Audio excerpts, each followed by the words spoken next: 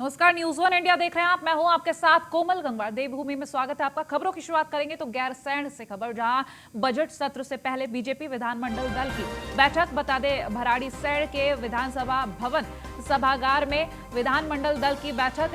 CM Trivendra Rawat ने मंत्रियों और विधायकों के साथ सत्र पर यहां चर्चा शुरू की है। तो बता दें, सोमवार को सुबह 11 बजे राज्यपाल के अभिभाषण से बजट सत्र शुरू होगा।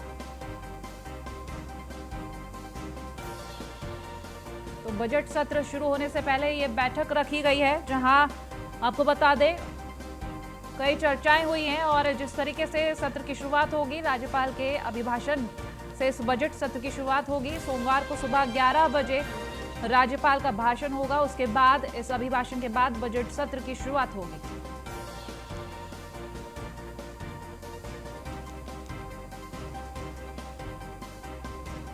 रेजिडेंट एडिटर फहीम तना हमारे साथ फोन लाइन पर जुड़ गए। फहीम, आपसे जानकारी लेंगे, ये जो बैठक की गई, क्या कुछ खास चर्चा हुई है? देखिए, कल विधानसभा का बजट सत्र शुरू हो रहा है गैरसैंण में, और इससे पहले विधानमंडल दल की बैठक का सीएम ले रहे हैं। अभी ये बैठक चल रही है, इसमें मंत्री शामिल हैं, बीजेपी के विधायक शामिल हैं, और कल शुरू होने वाले बजट सत्र को लेकर के इस पर मंथन हो रहा है। और इसमें तमाम पहलुओं को लेकर के सीएम बात कर रहे हैं। चूंकि पहले दिन 11 बजे से राज्यपाल का अभिभाषण होना है। राज्यपाल का अभिभाषण सरकार का नीतिगत दस्तावेज होता है। बजट सत्र में सबसे पहले की शुरुआत होती है, तो वो रहेगा। और किस तरीके से आगे रणनीति है, इसको लेकर के सीएम मंथन कर रहे हैं। विधानमंडल दल की बैठक में चर्चा हो रही है कि विपक्ष की भी तैयारी है अपनी सरकार को घेरने की, तो विपक्ष को किस तरीके से हैंडल करना है, फिर किस किस तरीके के मुद्दे उठ सकते हैं। तमाम जो चर्चाएं हैं इसको लेकर के हो रही है, मंथन हो रहा है, क्योंकि काफी महत्वपूर्ण है, ऐतिहासिक बजट सत्र है कई मायनों में, और लंबा बजट सत्र होना है, तो लिहाजा इसको लेकर के मंथन हो रहा है। फहीम, विपक्ष की तरफ से भी कई दलीलें सामने आई थी। ये सत्र की जब बातें उठी थी पहले, तब दलीलें सामने आई, और अब की अगर बात करें तो क्या कुछ खास है उनकी तरफ से? बिल्कुल, देखिए, आज भी विपक्ष तेवर स्पष्ट किए हैं कि वो सरकार के सामने उन तमाम मुद्दों को खड़ा करेगा सदन के अंदर, जिनको लेकर के वो पिछले दिनों भी आंदोलन करता रहा है विपक्ष। चाहे महंगाई का मुद्दा हो, चाहे बेरोजगारी का मुद्दा हो, कीमतें लगातार बढ़ी पेट्रोलियम की, इसको लेकर के रहा, किसानों का मुद्दा रहा। हमने देखा कि लगातार सड़क पर उतरकर कांग्रेस ने तमाम प्रदर्शन किया। अभी कल ही एक बड़ा प्रदर्शन किया महंगा बेरोजगारी को लेकर के कांग्रेस ने। तो ये तमाम मुद्दे हैं जो सदन में रखे जाएंगे, और विपक्ष इन मुद्दों को लेकर के अपना रुख स्पष्ट कर चुका है कि वो सदन में इन मुद्दों को लेकर के सवाल खड़ा करेगा। तो जाहिर सी बात है कि कहीं ना कहीं हंगामे की तस्वीर भी इस बजट सत्र में देखने को मिल सकती है। ये तस्वीर बहुत साफ है, ये संकेत बहुत साफ है। ठीक है फहीम, आप हमारे साथ बने रहिए, आगे भी अपडेट्स लेंगे आपसे।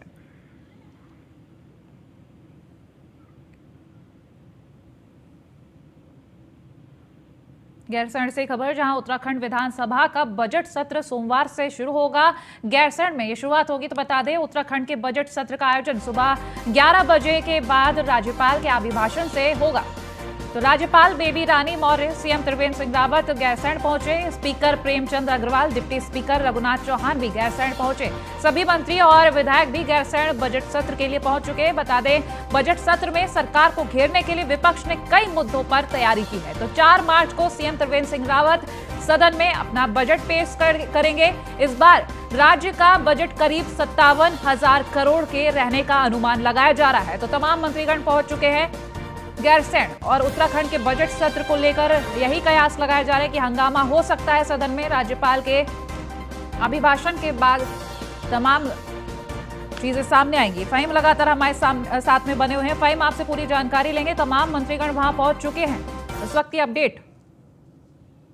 बिल्कुल, देखिए, मंत्री पहुंच चुके हैं, विधायक पहुंच चुके हैं, और जो कुछ गैरसैंण के जो नजदीकी विधानसभा हैं, उनके कुछ विधायक अभी नहीं पहुंचे, वो सुबह सवेरे पहुंचेंगे। लेकिन ज्यादातर विधायक, चाहे विपक्ष के हों चाहे सत्ताधारी दल के हों, वो सभी पहुंच चुके हैं। एक तरीके से पूरी सरकार और विपक्ष इस समय गैरसैंण में मौजूद है, और कांग्रेस विधानमंडल दल की भी बैठक हो रही है। ये ताजा अपडेट हम दे दें, नेता प्रतिपक्ष के नेतृत्व में कांग्रेस के जो विधायक हैं वो सब बैठे चर्चा कर रहे हैं। इस समय बजट सत्र को लेकर के, रणनीति को लेकर के एक औपचारिकता भी होती है और बजट सत्र से पहले की महत्वपूर्ण भी होता है सभी दलों के लिए कि वो अपने विधायकों के साथ मंत्रणा करें। तो एक तरफ जहां मुख्यमंत्री बीजेपी विधानमंडल दल की बैठक ले रहे हैं, वहीं विपक्ष भी बैठक कर रहा है और कार्य मंत्रणा समिति की डिप्टी स्पीकर रघुनाथ चौहान ने भी बैठक ली है, जो एजेंडा सेटिंग की बैठक है, जिसमें आज कल के एजेंडे को लेकर के चर्चा की गई है। राज्यपाल का विभाजन बहुत शुक्रिया तमाम जानकारी हम तक पहुंचाने के लिए। गैरसैंण से खबर, जहां बजट सत्र को लेकर कार्य मंत्रणा की बैठक हुई। बता दें डिप्टी स्पीकर रघुनाथ सिंह ने बैठक की है, इसकी अध्यक्षता भी उन्होंने की। तो विधानसभा कार्य संचालन को लेकर चर्चा हुई। इस बैठक में विधानसभा में होने वाली कार्रवाई को लेकर चर्चा की गई। बैठक की तस्वीरें दिखा रहे हैं आपको। डिप्टी स्पीकर रघुनाथ सिंह की अध्यक्षता में ये बैठक की गई। तमाम गणमान्य इस दौरान मौजूद। तो जो कार्यवाही होगी विधानसभा में, उसको लेकर खास चर्चा इस दौरान हुई है।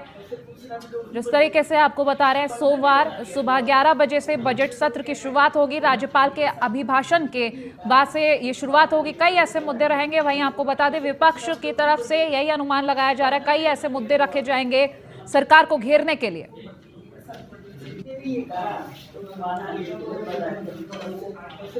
डिप्टी स्पीकर रघुनाथ सिंह ने बैठक की अध्यक्षता की है। विपक्ष को लेकर अगर बात की जाए तो तमाम मुद्दे तैयार किए गए हैं सरकार को घेरने के लिए और इस तरीके के कयास लगाया जा रहा है कि सत्र में हंगामा भी हो सकता है। तो उसको लेकर भी तैयारी की जा रही है, किसी भी तरीके की विपरीत तस्वीरें सामने ना आए।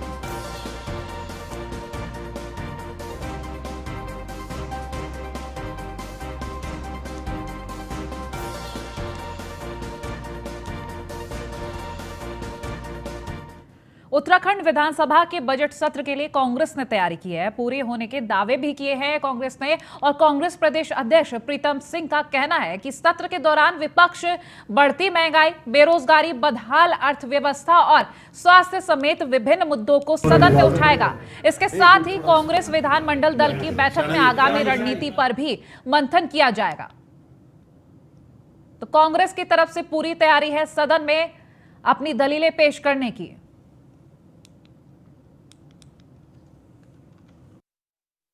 नेता प्रतिपक्ष कांग्रेस विधानमंडल दल की बैठक आहूत करेगी। उस बैठक में हम तय करेंगे कि कौन सा विषय किस नियम के अंतर्गत किस दिन उठाना है, ये हम तय करेंगे। हमारी तर्कश में इतने तीर हैं कि हम सरकार की छाती बेदना का करते हैं।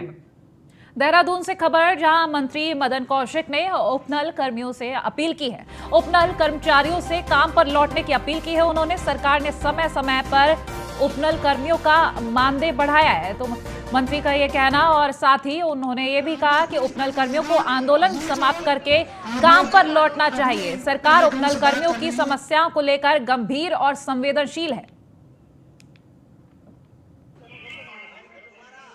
उपनल कर्मचारियों के प्रति ये सरकार बड़ी संवेदनशील है। पिछले वर्षों में हमने 2 बार उनका मानदेय बढ़ाने का काम भी किया है। समय समय पर उनकी आवश्यकताओं और समय समय पर सब चीज़ों को देखते हुए सरकार उनके पक्ष में हमेशा निर्णय लिया भी और लेते भी रहेंगे। मैं समझता हूँ कि उनसे निवेदन भी करता हूँ कि हड़ताल की बजाय सरकार लगातार आपके पक्ष में रहती है। सरकार के साथ आप भी सहयोग करें और जनहित में अपने काम पर लौटें। उपनल वहीं आपको ये भी बता दें कि देहरादून में कोरोना काल में तैनात किए गए कर्मचारियों को राहत मिलेगी। कांग्रेस अध्यक्ष ने कर्मचारियों को लेकर मुख्य सचिव से मुलाकात की है। अध्यक्ष प्रीतम सिंह के साथ कांग्रेस डेलीगेशन के मुख्य सचिव से मांग की गई, कोरोना काल में नियुक्त किए गए टेम्पररी मेडिकल स्टाफ को ना हटाया जाए। तो तत्कालिक जरूरत के हिसाब से राज्य में ट्रेंड मेडिकल स्टाफ रखा गया था। पिछले दिनों में कोविड काल में रखे गए इन वॉरियर्स को हटाने का फैसला हुआ था। तो मुख्य सचिव ने अगले 3 महीने तक मेडिकल स्टाफ को ना हटाने का आश्वासन दिया है।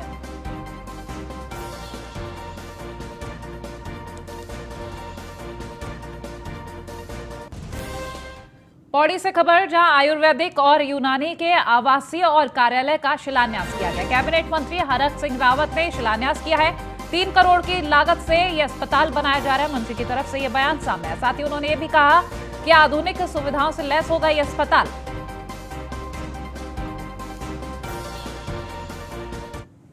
बहुत आवश्यकता थी क्योंकि हम वेलनेस सेंटर भी बनाना चाहते थे, लेकिन अपना भवन न होने के कारण ना होम्योपैथी का अपना भवन था, ना आयुर्वेद का अपना भवन था, उससे बहुत बड़ी दिक्कतें लोगों को हो रही थी। और इसलिए आज हमें खुशी है कि 3 करोड़ की लागत से हमारा ये आयुर्वेदिक भवन का आज शिलान्यास हुआ है। इस पर होम्योपैथिक और सबसे बड़ी बात कि इस पर नीचे हमने पार्किंग दी है, ऊपर ऑफिस दिया है और इस पर वेलनेस सेंटर दिया है। योगा भी इसमें हम योगा का एक हॉल भी बनेगा। तो मैं सोचता हूँ ये बहुत 3 करोड़ रुपए की लागत से ये हमारा भवन बनेगा और भी अगर आवश्यकता पड़ेगी तो इस भवन के निर्माण के लिए प्रदेश सरकार धनराशि उपलब्ध कराएगी। आज पौड़ी जनपद के लिए, पौड़ी शहर के लिए ये मैं सोचता हूँ कि बहुत बड़ी उपलब्धि है कि जो आज इस आयुर्वेदिक भवन का शिलान्यास हम कर रहे हैं, होम्योपैथिक भवन का शिलान्यास कर रहे हैं। तो ये वेलनेस सेंटर का आज शिलान्यास हो रहा है, योगा सेंटर के रूप में ये इसका शिलान्यास हम कर। खबर देहरादून से, जहां पुलिस लाइन में लगाए गए सैनिटरी पैड वेंडिंग मशीन। ऐसा पहली बार है कि किसी विभाग में सैनिटरी पैड उपलब्ध होंगे। Uttarakhand civil service officers wife association ने ये मशीन लगाई है। पुलिस लाइन के बाद पुलिस थानों में भी वेंडिंग मशीन लगाई जाएंगी। एसोसिएशन की अध्यक्ष और डीजीपी की पत्नी अलकनंदा अशोक ने इसका उद्घाटन किया। महिला पुलिसकर्मियों की दिक्कत को देखते हुए ये वेंडिंग मशीन लगाई गई है। तो अलकनंदा का ये बयान सामने आया।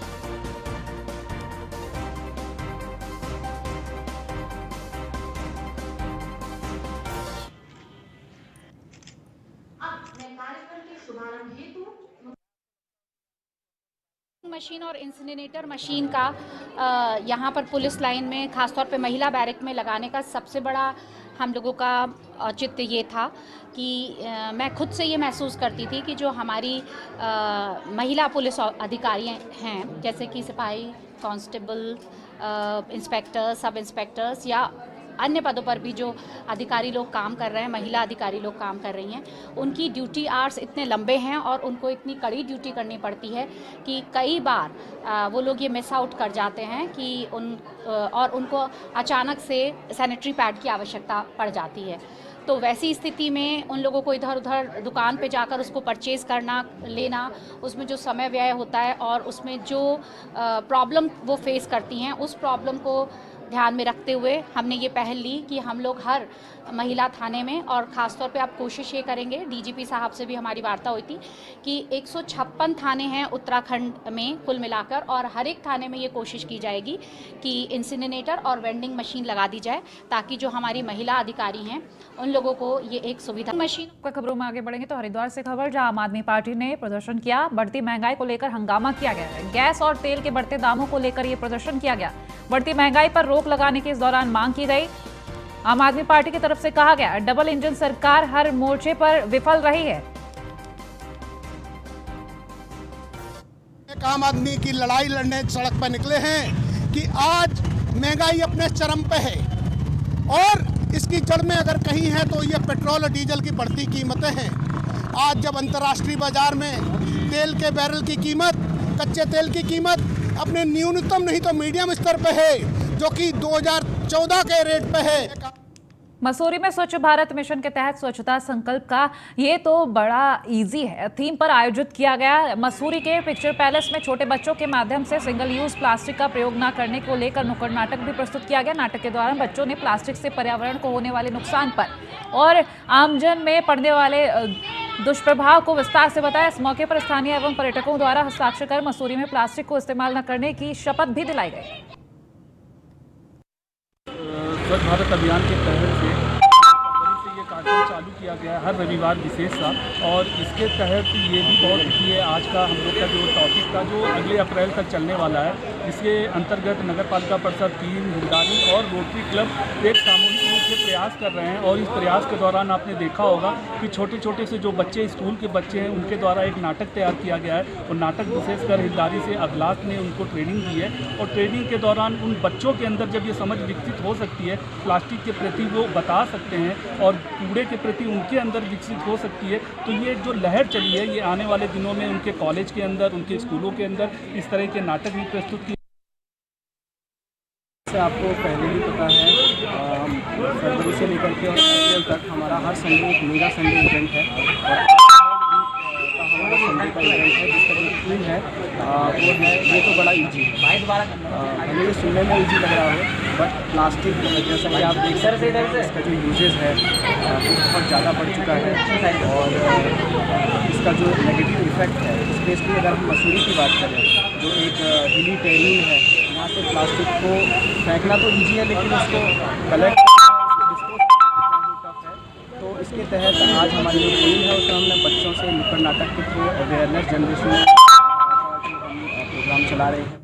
ऋषिकेश में हर साल की तरह इस बार भी योग महोत्सव की तैयारियां जोरों पर है। तो वहीं अभी तक योग महोत्सव में लगभग 50 प्रतिभागी अपना रजिस्ट्रेशन करा पाए हैं। ऋषिकेश के गंगा रिसोर्ट में योग महोत्सव पिछले 2 दशक से मनाया जा रहा है, लेकिन कोरोना की महामारी को देखते हुए इस महोत्सव को एक विशाल रूप नहीं दिया जा रहा है, जिसकी वजह से प्रतिभागी भी कम आ रहे हैं। साल की भांति इस बार भी योगा फेस्टिवल की तैयारियां शुरू हो गई है। कल होने वाले योगा फेस्टिवल की तैयारियां आपको दिखाना चाहूँगा कि ये देखिए, ये पूरा गंगा रिसोर्ट होटल है और यहाँ पर पूरी तैयारियां हैं और यहाँ जितने भी आने वाले गेस्ट हैं उनके लिए अलग अलग जगह अलग अलग व्यवस्था की गई है। ये जो टेंट लगे हुए हैं यहाँ उनके रहने खाने का इंतज़ाम किया जाएगा और ये जो पूरा आप रास्ता देख रहे हैं ये पूरा उन्होंने सजा रखा है, क्योंकि जो लोग आएंगे उन लोगों को ऐसा लगना नहीं चाहिए कि जो कोरोना काल में इतना परेशानी झेल कर आए उनको यहाँ रिलैक्स होना चाहिए। योगा से सिर्फ एक ही चीज़ मिलती है, स्वस्थ शरीर और दिमाग की संतुष्टि। इसीलिए सरकार की SOP जो जारी हुई है, देखने वाली बात यह है कि क्या योगा फेस्टिवल में वो भी कामयाब होगी या नहीं। ऋषिकेश से संजय शर्मा, न्यूज़ 1 इंडिया के लिए। साल की और फिलहाल देवभूमि में इतना ही। देखते रहे न्यूज़ 1 इंडिया। नमस्कार।